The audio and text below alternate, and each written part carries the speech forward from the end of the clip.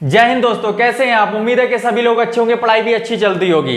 UP board की परीक्षा बिल्कुल नजदीक आ चुकी है, आप लोगों को अच्छे से तैयारी करनी चाहिए। यूपी बोर्ड एग्जाम के लिए मोस्ट इंपोर्टेंट क्वेश्चन आज मैं फिर लेके आया हूं आपके लिए। निरक्षीय स्थिति में वैद्युत क्षेत्र की तीव्रता, द्विध्रुव के कारण निरक्षीय स्थिति में वैद्युत क्षेत्र की तीव्रता, और एक इससे पहले वाली वीडियो में आपको अक्षीय स्थिति में करा चुका हूं। और प्री बोर्ड एग्जाम में ये दोनों में से एक क्वेश्चन जरूर आया है, और देखो बोर्ड एग्जाम में भी बिल्कुल जरूर इससे 101% आएगा। जिससे मैं आपको अक्षीय निरक्षीय में दोनों को तैयार कर लीजिए। है कुछ नहीं इनमें, सिंपल है, बिल्कुल सिंपल है। थोड़ा सा चित्र है उसमें, थोड़ा सा फर्क जो है चित्र में हमारा, ठीक है, मैं आपको अभी दिखाता हूं। और बिल्कुल कुछ नहीं है, आपको अच्छे से स्टेप बाय स्टेप देखना है। बिल्कुल कम शब्दों में, छोटे छोटे शब्दों में हम अभी सीख लेंगे। 2 मिनट का काम है, ज्यादा बकवास ना करते हुए मैं आपको सिखाता हूं, वीडियो ज्यादा लंबा हो जाएगा। यहां पर आपको लेना है द्विध्रुव। देखो 2 ध्रुव लेते हैं हम, ये ले लिया आपने 2 ध्रुव, एक है माइनस का क्यू और ये है प्लस का क्यू, और इनके बिंदु के नाम ले लेते हैं ए और बी। ठीक है, अब इसकी निरक्षीय स्थिति में इसका बिंदु, मध्य बिंदु ओ ले लेते हैं। मध्य बिंदु ओ है, आपको पता है द्विध्रुव, जो दो ध्रुव है ना, इसके बीच की दूरी क्या होती है, 2l होती है। मध्य बिंदु क्या ले लिया, ओ ले लिया है, तो इसके बीच की दूरी यहां से यहां तक कितना बचेगी, l बचेगा, यहां से यहां तक, और ये क्या बचेगा, l बचेगा। ठीक है, 2 में तोड़ लिया हमने। ठीक, इसके मध्य बिंदु O से एक r दूरी पर निरक्षीय स्थिति में एक बिंदु P है, जिसपे हमें वैद्युत क्षेत्र की तीव्रता ज्ञात करनी है। ठीक है, चित्र आप लोग सही से बनाना, स्केल से, बढ़िया तरीके से। हमारा चित्र तो बनता ही नहीं है सही। ये बिंदु ले लिया P। ठीक है भाई, चलिए, इसकी निरक्षीय स्थिति में एक बिंदु है P, जिस पर हमें वैद्युत क्षेत्र की तीव्रता ज्ञात करनी है। कितनी दूरी पर है, r दूरी पर है। ठीक है, अब यहां पर B बिंदु पर जो आवेश रखा है, इससे बिंदु P तक की दूरी कितनी होगी। अब A बिंदु पर जो आवेश रखा है, बिंदु P तक की दूरी कितनी होगी, वो हम निकालेंगे पाइथागोरस प्रमेय से, जो होता है हमारा कर्ण का स्क्वायर बराबर लंब का स्क्वायर प्लस आधार का स्क्वायर। तो ठीक है, मैं डायरेक्ट आपको बता देता हूं, जो कर्ण का स्क्वायर, यानी कर्ण ये है हमारा, तो कर्ण निकालना है आपको, कर्ण का स्क्वायर। ठीक, कर्ण का स्क्वायर। अब लेना है हमें लंब का स्क्वायर, तो लंब का स्क्वायर आर का स्क्वायर प्लस आधार का स्क्वायर। कोई सा इससे इधर वाला ले लो साइड, चाहे इधर वाला ले लो। यहां से यहां तक की दूरी कितनी है, एल है, तो एल का स्क्वायर। ठीक है, स्क्वायर हटेगा, स्क्वायर हट जाएगा तो क्या चढ़ेगा, रूट चढ़ जाएगा। अंडर रूट में क्या जाएगा, are square plus L square. तो यहां पर ये दूरी कितनी आ चुकी है आपकी, अंडर रूट में R square plus L square, और ये कितना आ चुका है, same R square plus L square under root में। ठीक है, दोनों बराबर दूरियां आएंगी यहां पे।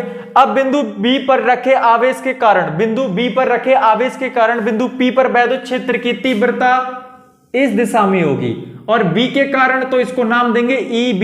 क्या नाम देंगे, EB।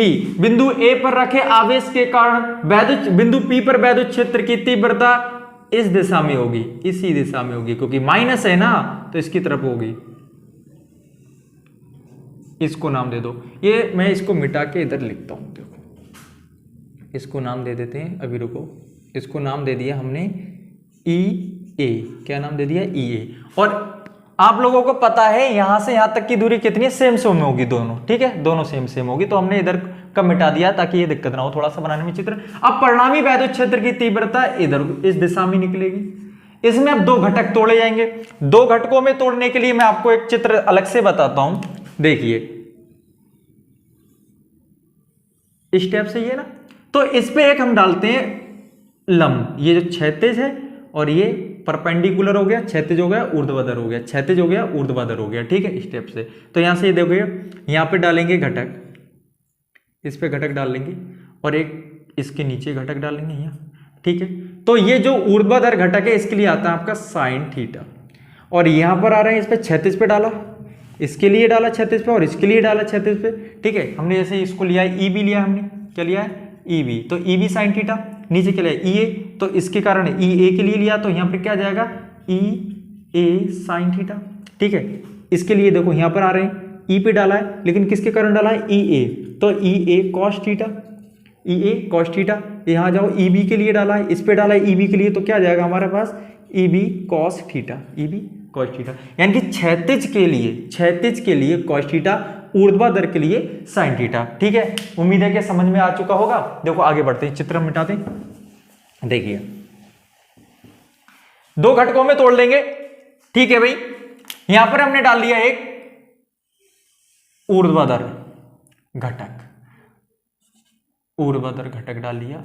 अब आप देखिए ई ए के लिए मैंने यहां डाला, ये ई ए के लिए इस पे घटक डाला, जो घटक दो घटकों में हमने तोड़ा है। तो ई ए क्या है, E A sine theta, E A sine theta आ जाएगा। ठीक है, ई ए साइन थीटा आ जाएगा। अब इस पे डाला है घटक, लेकिन किसके लिए डाला, ई ए दिशा जो है ई ए पे के लिए यहां पर परिणामी पे डाला है। तो ई ए क्या आ जाएगा, ई ए क्षैतिज है तो आ जाएगा cos theta, E A cos theta.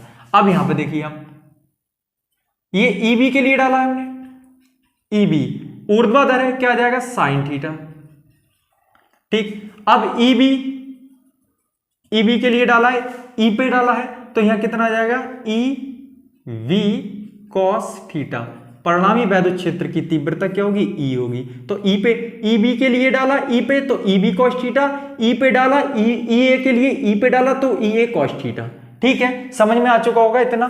ठीक, अगर इसकी आप थ्योरी लिखना चाहोगे, परिभाषा लिखोगे तो अपने हिसाब से लिख लेना। मैं एक बार बोल देता हूं, ऐसे लिखोगे आप, माना एक वैद्युत द्विध्रुव ए बी जिसका वैद्युत द्विध्रुव आघूर्ण P बराबर Q इंटू 2L है, P बराबर Q इंटू 2L है, सबको पता है P बराबर Q इंटू 2L है। ठीक है, देखो फिर से देखेंगे, माना एक वैद्युत द्विध्रुव जिसका वैद्युत द्विध्रुव आघूर्ण P बराबर Q इंटू 2L है, एक ऐसे माध्यम में रखा है जिसका परावैद्युतांक क्या है, K है, जिसका परावैद्युतांक K है। इसके मूल बिंदु O से R दूरी पर निरक्षीय स्थिति में एक बिंदु P है जिस पर हमें वैद्युत क्षेत्र की तीव्रता ज्ञात करनी है। ठीक है, अब देखिए यहाँ पे, अब डेरिवेशन अपना स्टार्ट करते हैं, काफी लंबा वीडियो हो जाएगा, स्पीड के साथ समझते चलेंगे। आप यहां पे लिखेंगे हम बिंदु B पर रखे आवेश के कारण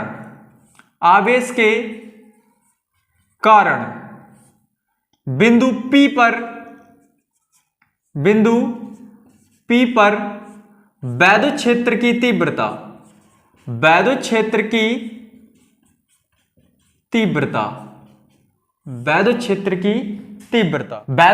की तीव्रता किस पे, बिंदु B पे रखे आवेश के कारण बिंदु P पर वैद्युत क्षेत्र की तीव्रता। तो यहां लिखेंगे EV, क्या लिखेंगे, EV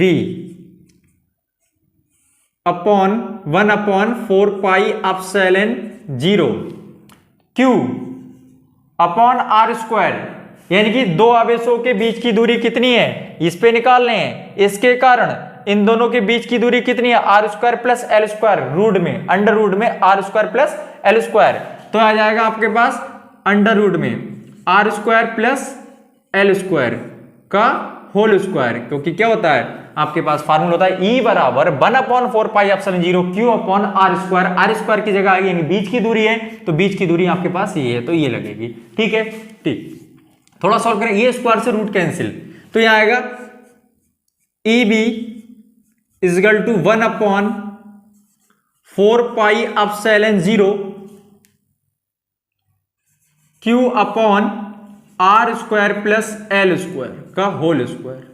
अरे सॉरी, होल स्क्वायर तो कैंसिल हो गया भाई, सिर्फ इतना बचेगा, R square plus L square. समीकरण नंबर 1 नाम दे देंगे इसको।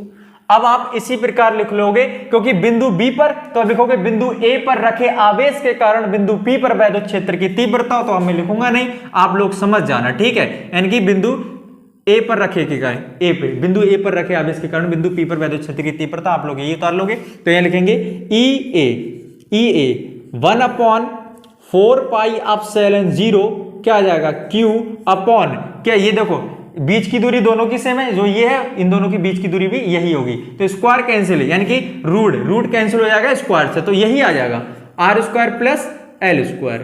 ठीक है, समीकरण नंबर 2। यहां पर देखें तो बिंदु P पर जो दोनों आवेशों के कारण वैद्युत क्षेत्र की तीव्रता है वो EB और EA दोनों कैसी हैं, बराबर हैं। यहां लिखोगे आप EA equal to E V दोनों कैसे हैं, एक दूसरे के इक्वल हैं, बराबर हैं। ठीक है, तो अब यहां पर आप देखोगे बिंदु P पर परिणामी वैद्युत क्षेत्र की तीव्रता, बिंदु P पर परिणामी वैद्युत क्षेत्र की तीव्रता, वैद्युत क्षेत्र की तीव्रता, तो परिणामी वैद्युत क्षेत्र की तीव्रता निकाल लेंगे। देखिए परिणामी वैद्युत क्षेत्र की तीव्रता क्या होगी, देखो परिणामी वैद्युत क्षेत्र की तीव्रता होगी E इजकल टू, अब जो दो घटके हमने तोड़े थे उनको देखते हैं। ये देखो अपोजिट डायरेक्शन में है, तो sine theta, E B sine theta, E A sine theta cancel. ठीक है, इनसे अब कोई मतलब नहीं। अब आप कहोगे कि चलो साइन थीटा कैंसिल, लेकिन ई ए ई बी कैसे, अरे भाई ई बी और ई ए दोनों एक दूसरे के कैसे हैं, देखो ये बराबर है, समीकरण 1 और समीकरण नंबर 2 दोनों बराबर हैं, ई ए और ई बी दोनों कैसे हैं भैया, बराबर हैं। ठीक है, तो ये कैंसिल हो गए। अब आते हैं इस यहां पे ई परिणामी पे, देखा गया कि इसके लिए जो घटक रहा है ई ए कॉस थीटा और ई बी कॉस थीटा दोनों एक ही डायरेक्शन में है, एक ही दिशा में है। जब दो सदिश रूप या दो वेक्टर, जो वेक्टर वाला आपने चैप्टर पढ़ा होगा, दोनों एक ही डायरेक्शन में तो जुड़ जाते हैं। ठीक है, तो ये दोनों जुड़ जाएंगे, कैसे जुड़ेंगे, देखो E A cos theta plus E V cos theta. ठीक है, E A cos theta plus E B cos theta. ठीक, स्क्रीनशॉट लेना चाहो तो ले लो, मैं इसको भी रफ कर रहा हूं थोड़ा। क्या हो जाएगा अब, ई इजगल टू कितना हो जाएगा, E A cos theta plus E B cos theta.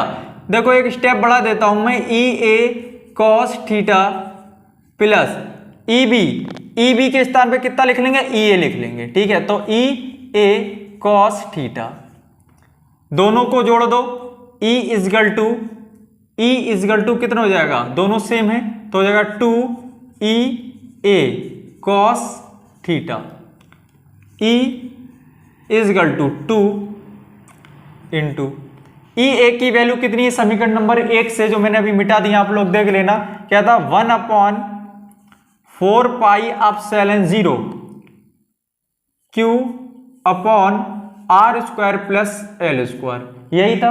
ठीक, और देखो अरे 2 ई ए की वैल्यू ये लगा दिया कॉस थीटा, तो यहां लिख लोगे आप कॉस थीटा। ठीक है, तो यहां हो जाएगा ई इजगल टू कितना हो जाएगा 1/4 pi epsilon 0 Q into 2Q लिख लेते हैं, जरा देखो 2Q अपॉन कितना R square plus L square into cos theta. अब कॉस थीटा की वैल्यू आपको ज्ञात करना है। कॉस थीटा की वैल्यू कैसे ज्ञात करेंगे, देखो बिल्कुल सिंपल तरीके से, आसान तरीके से इसको मिटाते हैं। देखिए इसको मिटाते हैं, कॉस थीटा की वैल्यू मैं आपको बताऊं, चलो यही लिखता हूं मैं कॉस थीटा, क्योंकि कॉस थीटा बराबर होता है आधार बटे कण। क्या होता है, आधार बटे कण। ठीक है, आधार बटे कण। तो आधार कौन सा है, ये हो गया, कण कौन सा है, ये हो गया। चाहे इसी यहां लगा लो, चाहे इस वाले त्रिभुज में लगा लो, चाहे इस वाले त्रिभुज में लगा लो। तो आधार कितना है, एल है आपके पास, तो हो जाएगा कॉस थीटा, आधार कितना एल और कण कितना है अंडर रूट में कितना R square plus L square. ये वैल्यू उठा के आप यहां लगाइए। ठीक है, इसको नाम दे दो, चाहे आप दे दो समीकरण नंबर 3 नाम दे दो, तो ये लिख दोगे आप यहां पर, यह मान समीकरण नंबर 1 में रखने पर, तो समीकरण नंबर 1 में रख दो। उठाओ, समीकरण नंबर 1 क्या है, E equal to 1/4 pi epsilon 0 2Q upon R square plus L square into cos theta के स्थान पे कितना आएगा, एल अपॉन कितना आ जाएगा कि अंडर रूट में R square plus L square under root में है। तो भैया अंडर रूट का मतलब क्या होता है, 1/2 पावर। ठीक है, यहां तक इसको रब कर रहा हूं।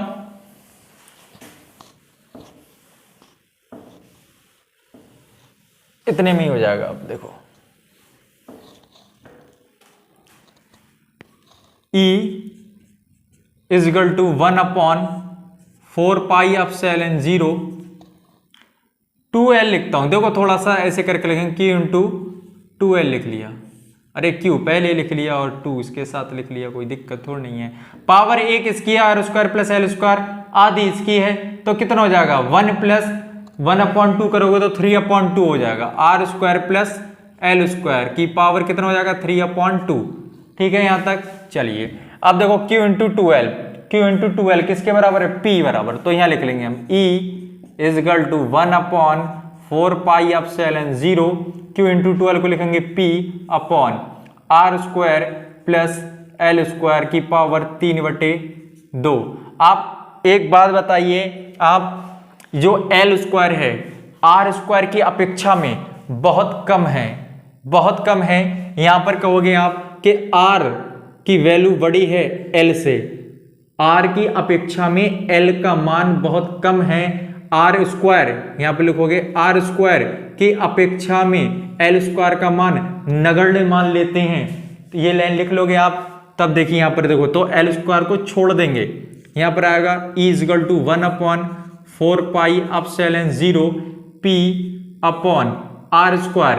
अब आर स्क्वायर पे तो आगे भैया, अब आगे देखिए आप एल स्क्वायर को छोड़ दिया तो पावर इसी पे आ जाएगी 3/2, 3/2, 2 से 2 पावर कैंसिल हो जाएगी। तो आएगा E इज इक्वल टू 1/4πε0 कितना आ जाएगा P अपॉन कितना होगा R की पावर कितनी हो जाएगी 3 हो जाएगी। यही निरक्षीय स्थिति में आपकी द्विध्रुव के कारण निरक्षीय स्थिति में वैद्युत क्षेत्र की तीव्रता आ चुकी है। इसका मात्रक आपका हो जाएगा Newton upon coulomb, Newton upon coulomb. इसमें अक्षीय और निरक्षीय स्थिति में से एक 100% आपको मिलेगा। अच्छे से तैयारी करिए, स्टेप बाय स्टेप मैंने बहुत ठीक तरीके से जितना हो सकता था इजी तरीके से मैंने बता दिया है आपको। और आपकी जब प्रैक्टिस होगी तो ये कुछ नहीं है, जब आप 1-2 बार लिख लोगे ना कुछ नहीं है ये। न्यूमेरिकल लगाइए आप, न्यूमेरिकल लगाइए आप कूलाम के नियम से, 1-2 न्यूमेरिकल ऐसे उठाइए लगाइए, इसमें से एक न्यूमेरिकल 100% मिलेगा आपको। ठीक है, गॉस की प्रमेय की लगाइए। और इसके नेक्स्ट वीडियो में 10 क्वेश्चन, 10 नहीं तो 5 क्वेश्चन तो एक वीडियो में मैं दूंगा आपको। और मोस्ट इंपोर्टेंट उस 5 क्वेश्चन में से आपको उस चैप्टर से कुछ नहीं छूटेगा। जय हिंद।